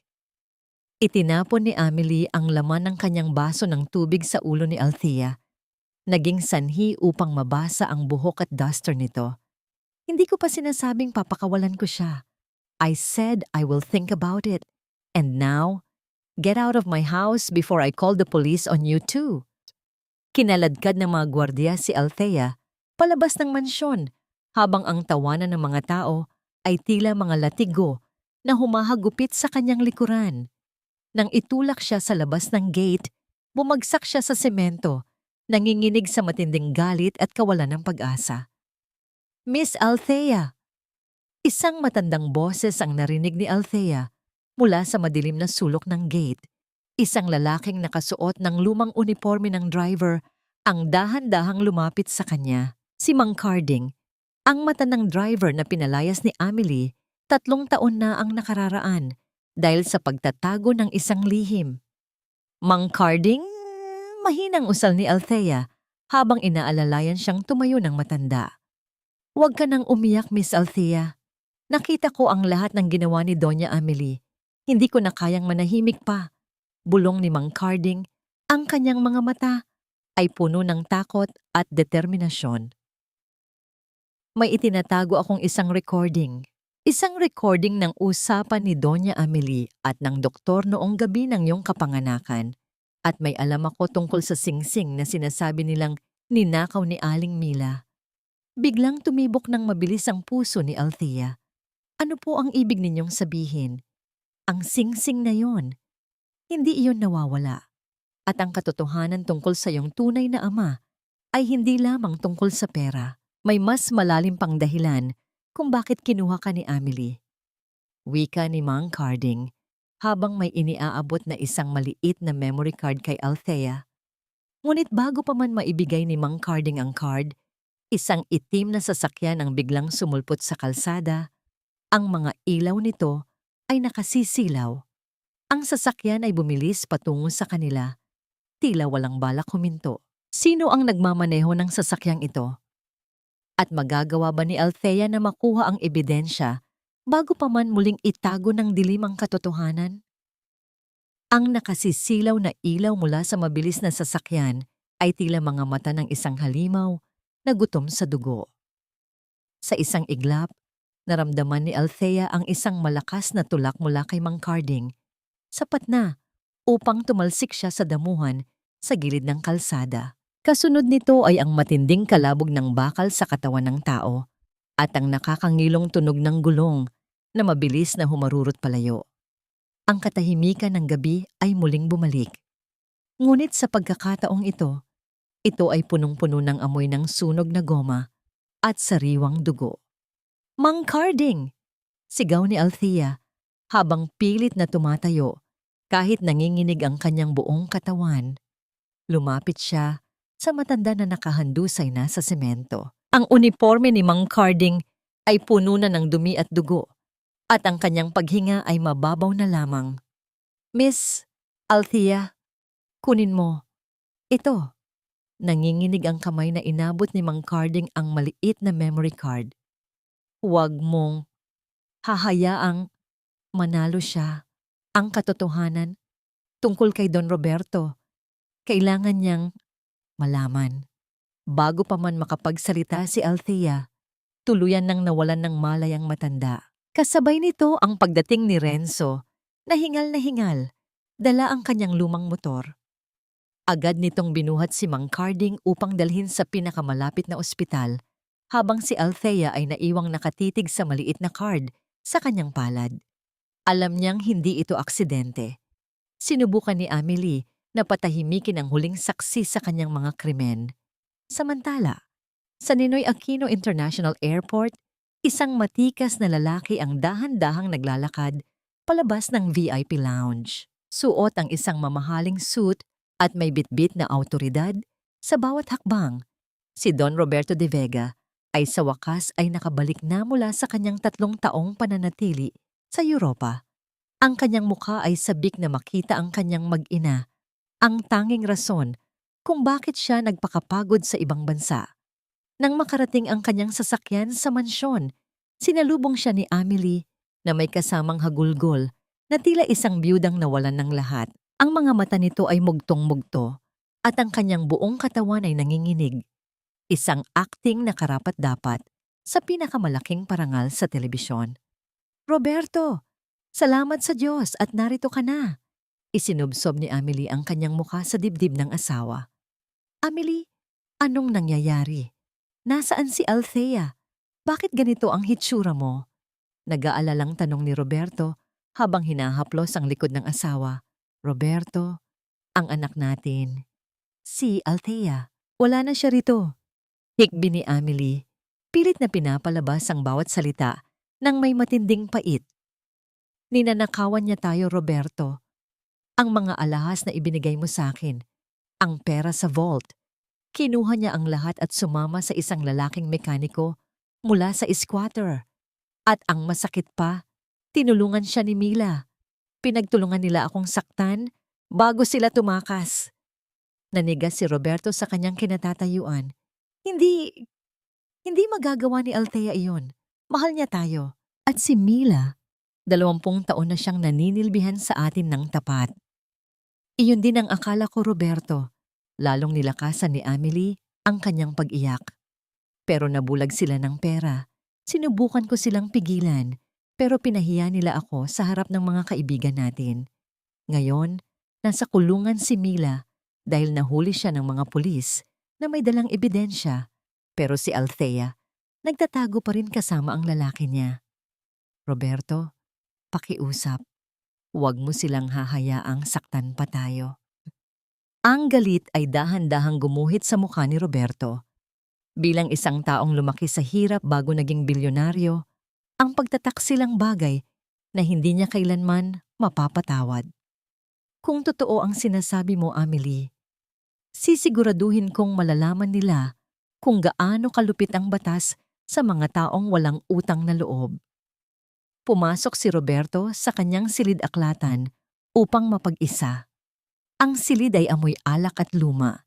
Tila may naganap na kaguluhan dito kamakailan. Naupo siya sa kanyang malaking upuan, ngunit ang kanyang paningin ay nahulog sa isang basurahan sa sulok ng silid. May isang bagay na kumikinang doon. Dahan-dahan siyang lumapit at pinulot ang asul na kahon na itinapon ni Amelie sa nakaraang kabanata. Binuksan niya ito at nakita ang diamanteng kwintas, ang regalong pinag-ipunan ni Althea. Sa tabi nito ay ang mga piraso ng pinunit na litrato ni Ricardo, ang tunay na ama ni Althea. Kumunot ang noo ni Roberto. Kung ninanakawan siya ni Althea, bakit iiwan nito ang ganito kakamahal na kwintas sa basura?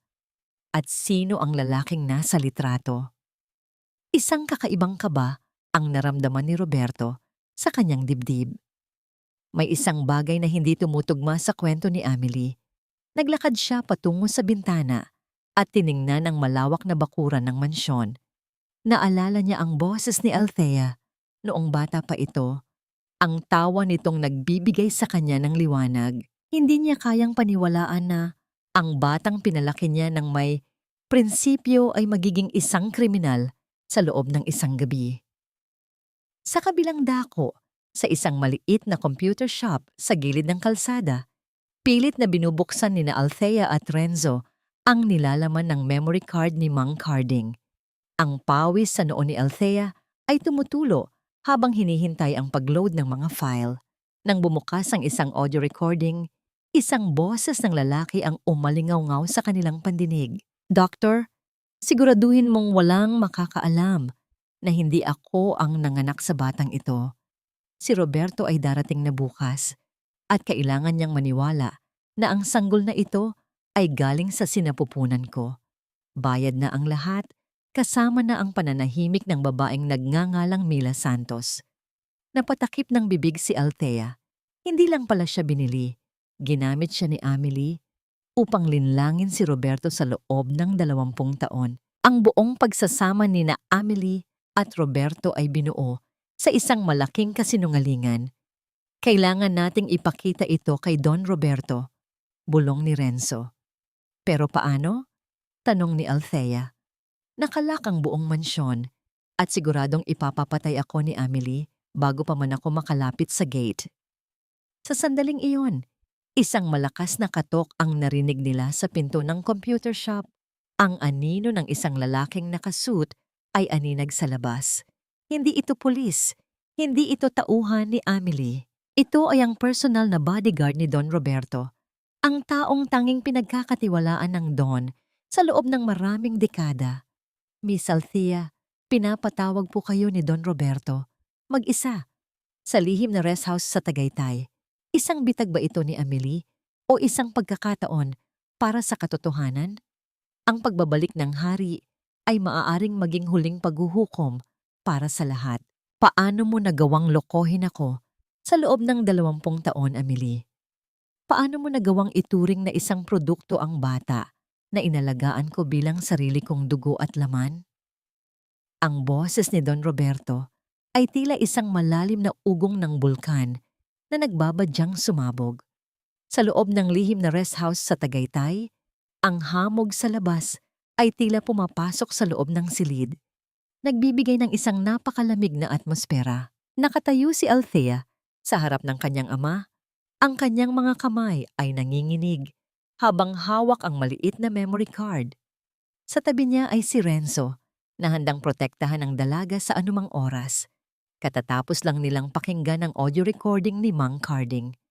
Ang bawat salita ni Amelie tungkol sa pagbili kay Althea at ang pagpapanggap na siya ang nanganak dito ay paulit-ulit na umalingaw-ngaw sa silid. Nakita ni Althea ang unti-unting pagkadurog ng mukha ni Roberto. Ang lalaking binuo ang kanyang buong mundo sa paniniwalang meron siyang perpektong pamilya. Papa, patawarin niyo po ako kung itinago ko ito. Higbi ni Althea habang lumalapit sa ama. Hindi ko po alam ang totoo hanggang sa marinig ko ang pag-uusap nila ni Mila. Pero si Mila, ang tunay kong ina, nasa kulungan siya ngayon dahil sa maling paratang ni Amelie. Huminga ng malalim si Roberto. Ang kanyang mga mata ay nagniningas na sa matinding galit na hinaluan ng pagsisisi. Hindi ikaw ang dapat humingi ng tawad, Althea. Ako ang naging bulag. Hinayaan kong saktan kayo ng babaeng yon sa ilalim ng sarili kong bubong. Humarap si Roberto kay Renzo at Althea nang may bagong determinasyon. Bukas ng gabi, may inihandang malaking piging si Amelie sa mansyon para sa aking pagbabalik. Naimbitahan ang lahat ng malalaking tao sa negosyo at media. Doon natin tatapusin ang lahat ng ito. Doon natin ilalabas ang lahat ng dumi na itinatago niya sa likod ng kanyang mamahaling seda. Kinabukasan, ang mansyon ng mga De Vega ay punong-puno ng kislap ng mga ilaw at tunog ng mga instrumentong naggagandahan. Ang bawat sulok ay napapalamutian ng mga sariwang bulaklak at mga kristal na tila walang bakas ng naganap na trahedya sa mga nagdaang araw. Nakasuot si Amelie ng isang makinang na pulang gown.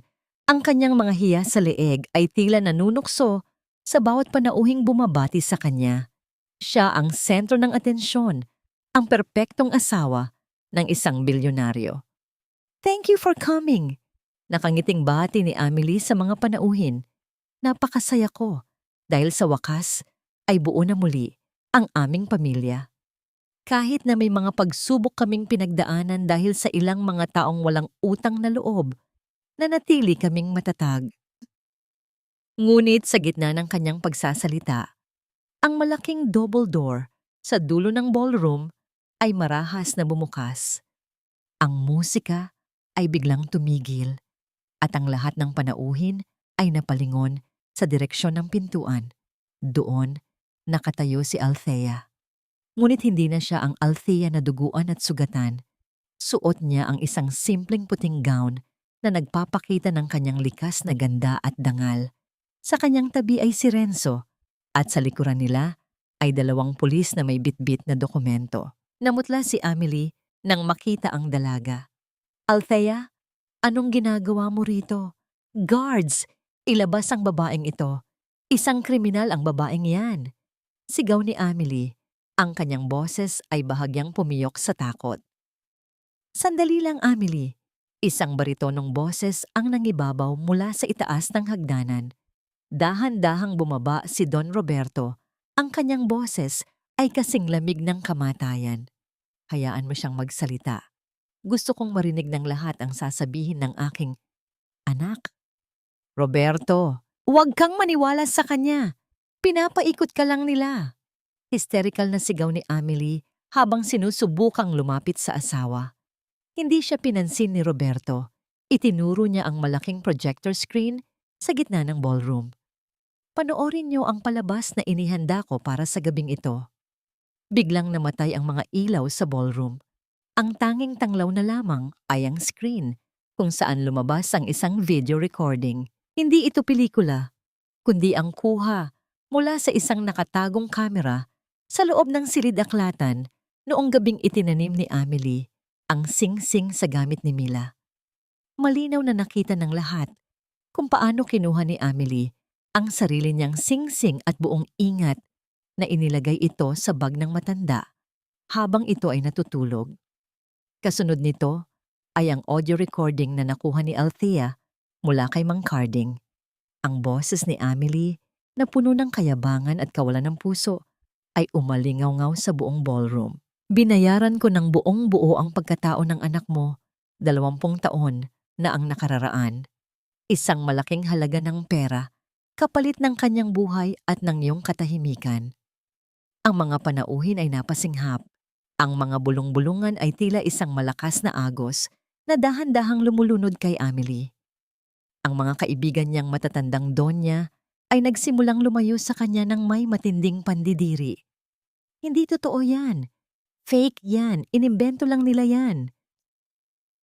Sigaw ni Amelie habang pilit na inaabot ang computer na nagpapalabas ng video. Roberto, maniwala ka sa akin. Mahal kita. Mahal mo ang pera ko, Amelie. Mahal mo ang kapangyarihan na ibinibigay ko sa'yo. Sagot ni Roberto habang ibinibigay ang mga posas sa mga pulis. Pinakawalan ko na si Mila. At sa sandaling ito, ikaw naman ang papalit sa kanyang lugar sa kulungan.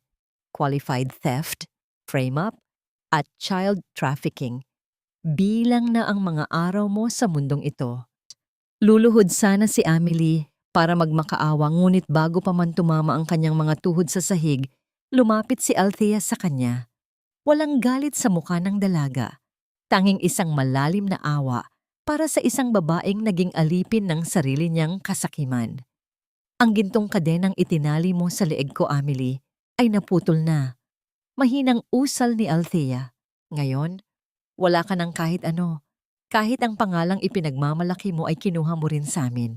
Dinala ng mga pulis si Amelie palabas ng ballroom sa gitna ng kahihihiyan. Ang kanyang mga sigaw at pag-uungol ay unti-unting lumayo hanggang sa tanging ang katahimikan na lamang ang natira. Sa gitna ng ballroom lumapit si Roberto kay Althea at niyakap ito ng mahigpit. Patawarin mo ako, anak, bulong ni Roberto. Papa, salamat po sa pakikinig, tugon ni Althea. Lumingon si Althea sa pintuan at doon niya nakita si Mila. Nakatayo ang kanyang tunay na ina. Suot ang isang malinis na duster. Ang mga mata ay puno ng luha ng kaligayahan. Kasama niya si Renzo na nakangiti ng may pagmamalaki. Nagtakbo si Althea patungo sa kanyang ina at doon sa gitna ng karangyaan ng mansyon, muli nilang natagpuan ang tunay na kahulugan ng tahanan. Ngunit sa gitna ng kanilang pagdiriwang, isang huling anino ang gumalaw sa gilid ng mansyon. Isang lalaking nakaitim ang may hawak na isang lighter. Nakatitig sa mga kurtina ng ballroom. Isang huling pagtatangka para sa paghihiganti. Lahat ng ito ay akin. Akin ang mansyong ito. Hindi niyo ako mapapaalis dito. Ang boses ni Amelie ay tila isang matinis na hiyaw ng isang sugatang hayop habang kinakaladkad siya ng mga pulis patungo sa labas ng ballroom. Ang kanyang buhok na dati ay maayos na nakaistilo ay ngayon ay gulo-gulo na at ang kanyang pulang gown ay may mga mantsa na ng pawis at luha. Ngunit bago pa man siya tuluyang mailabas sa malaking pinto, isang kakaibang amoy ang biglang humalo sa mamahaling pabango ng mga panauhin. Ang amoy ng nasusunog na tela at plastik. Sa isang sulok ng ballroom, malapit sa malalaking kurtinang seda, ang apoy ay dahan-dahang gumagapang paitaas. Ang lalaking nakaitim na kanina ay nagmamasid ay mabilis na naglaho sa dilim. Iniwan ang isang mitya na magtatapos sa lahat ng karangyaan ng mga divega. Sa loob ng ilang sandali, ang maliit na kislap ay naging isang malaking dila ng apoy na mabilis na lumamon sa mga palamuti sa dingding. Sunog! May sunog! Isang malakas na sigaw ang bumasag sa katahimikan ng ballroom. Ang mga panauhin na kanina ay abala sa pakikinig sa iskandalo ay nag-unahan na ngayon patungo sa mga pintuan. Ang bawat tulakan at hiyawan ay tila isang orkestra ng kaguluhan. Ang makapal at maitim na usok ay nagsimula nang bumaba mula sa mataas na kisame, tila isang madilim na kumot na gustong lumunod sa bawat taong naroroon. Althea! Mila! Dito tayo! Sigaw ni Roberto habang hinahawakan ang kamay ni Althea. Sa kabilang panig, mabilis na binuhat ni Renzo si Mila upang hindi ito maipit sa dagsa ng mga tao. Ang init ng apoy ay nararamdaman na nila sa kanilang mga balat. Isang hapdi na tila nanunumbat sa lahat ng mga kasalanang naganap sa loob ng bahay na yon. Habang ang lahat ay nagsisikap na makalabas, si Amelie ay nagpumiglas mula sa hawak ng mga pulis. Sa tindi ng kanyang pagkabaliw, hindi siya tumakbo patungo sa pintuan. Sa halip, sinubukan niyang bumalik sa itaas ng hagdanan patungo sa kanyang silid, kung saan naroon ang kanyang mga hiyas at lihim na vault. Ang mga alahas ko, ang pera ko, hindi niyo pwedeng hayaang masunog ang lahat, sigaw ni Amelie habang pilit na umaakyat sa hagdanang unti-unti nang nilalamon ng apoy. Ang bawat hakbang niya sa marmol ay tila pagyakap sa kamatayan. Isang malaking bahagi ng kisame ang bumagsak sa harap niya, nagdulot ng isang malakas na tunog ng pagguho ng mga bakal at semento. Amelie, bumalik ka rito. Wala na ang lahat. Malalagay ka sa panganib.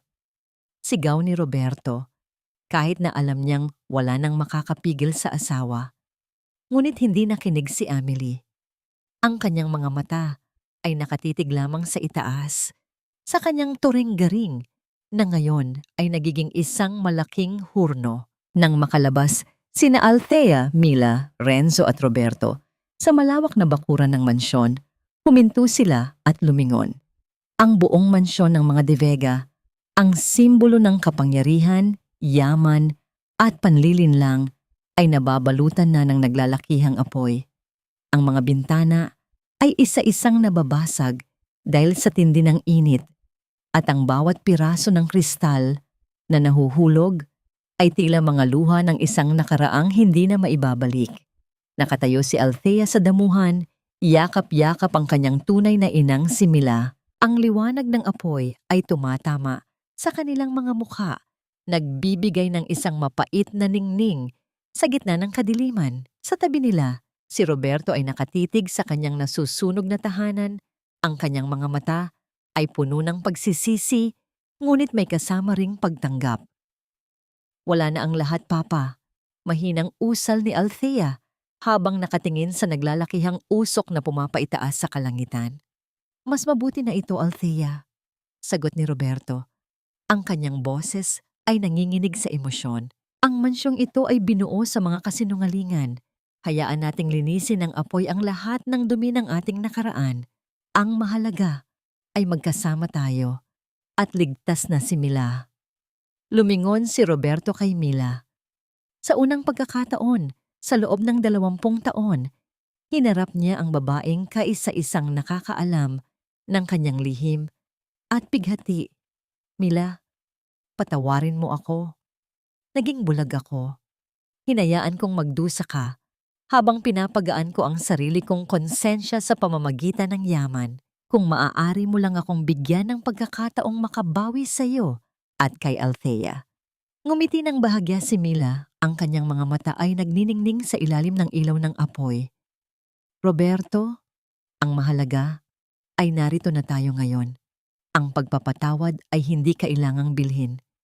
Kusang ibinibigay iyon ng puso na nakatagpo na ng kapayapaan.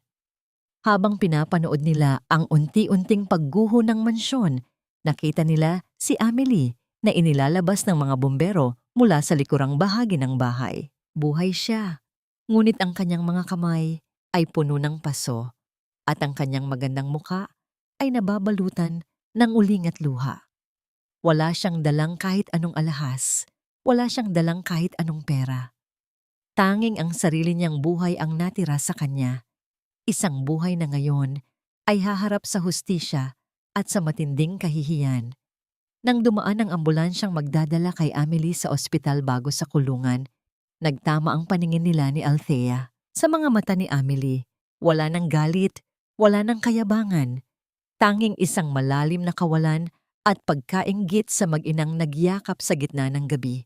Ang kanyang toring-garing ay naging abo at sa abong yon, wala siyang naitanim kundi puot. Lumalalim na ang gabi at ang tunog ng mga sirena ay dahan-dahan nang humuhupa.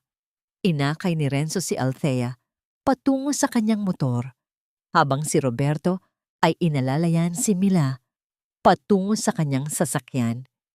Hindi na sila babalik sa mansyon, hindi na sila babalik sa isang buhay na puno ng pagkukunwari. "Saan tayo pupunta, Althea?" tanong ni Renzo, habang isinusuot ang helmet sa dalaga. "Sa kung saan may tunay na pagmamahal, Renzo," sagot ni Althea, habang isinasandal ang kanyang ulo sa likod ng lalaking nagligtas sa kanya. "Doon tayo magsisimula ng bago." Ang apoy sa mansyon ay dahan-dahan nang namamatay. Ngunit sa mga puso ni na Althea, Mila at Roberto, isang bagong liwanag ang nagsisimulang sumikat. Isang liwanag na hindi nagmumula sa ginto, kundi sa katotohanan at pagpapatawad. Ano ang naghihintay sa kanilang bagong simula? At paano nila bubuuin ang isang pamilyang binuo mula sa mga abo ng nakaraan? 6 na buwan ang mabilis na lumipas mula nang lamunin ng apoy ang mansyon ng mga De Vega. Ngayon, ang simoy ng hangin sa maliit na bayan ng Batangas ay hindi na amoy usok o panlilinlang, kundi amoy ng sariwang dagat at bagong luto na pandesal. Sa isang simpleng bahay na yari sa kahoy at semento, na may malawak na beranda na nakaharap sa dalampasigan, isang bagong buhay ang dahan-dahang namumukadkad. Nakatayo si Althea sa harap ng isang maliit na mesa. Ang kanyang mga kamay, na dati ay tanging alhas lamang, ang hinahawakan, ay ngayon ay puno na ng harina. Marahan niyang minamasa ang kwarta para sa kanyang ititindang tinapay sa kanilang munting bake shop. Ang kanyang mga kuko ay wala ng pintura at ang kanyang balat ay bahagya ng nangitim dahil sa sikat ng araw, ngunit sa kanyang refleksyon sa bintana, nakita ni Althea ang isang babaeng mas maganda at mas buo kaysa sa prinsesang nakilala niya noon. "Althea, anak, tama na muna yan. Magpahinga ka muna at uminom ng palamig," tawag ni Mila habang lumalabas mula sa kusina. Bitbit ang isang baso ng sariwang buko juice. Ngumiti si Althea, isang ngiting hindi napilit o mapanuri. "Sandali na lang po ito, Nay. Gusto ko pong matapos ito bago dumating ang mga mamimili mamayang hapon." Lumapit si Mila sa anak at marahang pinunasan ng harina sa pisngasngi ni Althea gamit ang kanyang duster. Ang haplos ng kamay ni Mila ay nananatiling magaspang dahil sa maraming taon ng paghihirap. Ngunit para kay Althea, ito ang pinakamahalagang haplos na natanggap niya sa kanyang buong buhay. Sa 6 na buwan nilang pagsasama, unti-unting natutunan ni Althea ang tunay na kahulugan ng pamilya. Hindi ito nasusukat sa laki ng bahay, kundi sa lalim ng pag-unawa sa gitna ng bawat pagkakamali. Isang itim na sasakyan ang dahan-dahang huminto sa harap ng kanilang bakuran. Hindi ito ang marangyang limousine na dati ay pag-aari ni Roberto, kundi isang simpleng SUV na mas bagay sa kalsada ng probinsya. Bumaba si Don Roberto. Suot ang isang puting polo shirt at maong, isang hitsura na mas komportable at mas tao. "Papa!" sigaw ni Althea habang tumatakbo patungo sa kanyang ama. Niyakap niya si Roberto ng mahigpit, isang yakap na puno ng kapatawaran at pangungulila. "Kumusta ang aking magandang panadera?" Biro ni Roberto habang hinahaplos ang buhok ng anak. "Dala ko ang mga dokumento mula sa korte. Tapos na ang lahat, Althea. Ang hatol kay Amelie ay pinal na.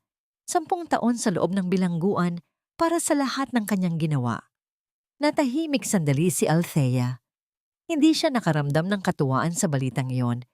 Tanging isang malalim na buntong hininga ng kaluwagan. Sana ay mahanap din niya ang kapayapaan sa loob, Papa. Ang galit ay masyadong mabigat dalhin. Lumapit din si Mila at magalang na bumati kay Roberto. "Salamat sa pagbisita, Roberto. Tuloy ka, nagluto ako ng paborito mong adobo."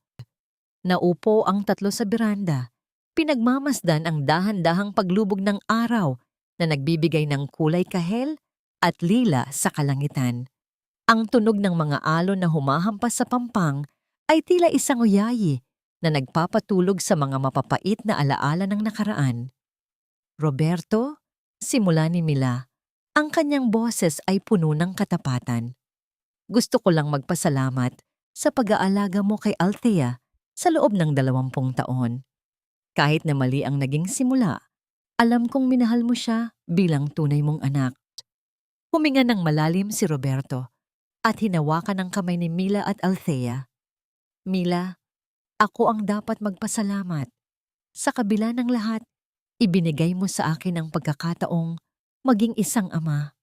At Althea, salamat dahil hindi mo ako tinalikuran kahit nalaman mo ang katotohanan.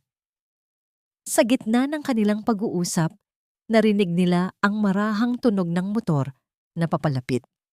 Si Renzo iyon, bit-bit ang ilang mga kagamitan mula sa kanyang bagong bengkel sa bayan. Nang makita niya si Althea, agad na gumuhit ang isang matamis na ngiti sa kanyang mga labi. Bumaba si Renzo sa kanyang motor at lumapit sa grupo. Magandang hapon po sa inyong lahat. Althea, may dala akong bulaklak para sa bake shop nyo. Iniabot ni Renzo ang isang kumpol ng mga ligaw na bulaklak na pinitas niya sa tabi ng daan. Salamat, Renzo. Mahinang sabi ni Althea. Ang kanyang mga pisngi ay bahagyang namula. Sa bawat araw na lumilipas, ang pagkakaibigan ni na Althea at Renzo ay dahan-dahang nagbabago tungo sa isang mas malalim na damdamin, isang pag-ibig na binuo sa katapatan at pagsubok. Habang naghahanda sila para sa hapunan, lumapit si Althea kay Mila. Sa harap ni Roberto at Renzo, kinuha ni Althea ang kamay ng kanyang tunay na ina at idiniit ito sa kanyang noo, ang tradisyonal na pagmamano. Nay, salamat po sa lahat. Ngayon ko lang naintindihan na ang tunay na kulay ng pagmamahal ay hindi nakikita sa ginto, kundi sa sakripisyo. Bulong ni Althea. Yumakap si Mila sa kanyang anak. Ang kanyang mga luha ay muling pumatak. Ngunit sa pagkakataong ito ay mga luha ng wagas na kaligayahan. Ang sugat na dinala ni Mila sa loob ng 20 taon ay tuluyan na ngang naghilom. Ang gabi ay dahan-dahang bumabalot sa buong bayan, ngunit ang bahay ni na Althea ay nananatiling maliwanag. Wala na ang mga chandelier na kristal, wala na ang mga gintong palamuti, ngunit ang bawat sulok ay punong-puno ng tawanan, kwentuhan at pag-asa. Ang kwento ni Althea ay hindi lamang tungkol sa isang prinsesang nawala ng trono, kundi tungkol sa isang babaeng nahanap ang kanyang tunay na sarili sa piling ng mga taong tunay na nagmamahal sa kanya.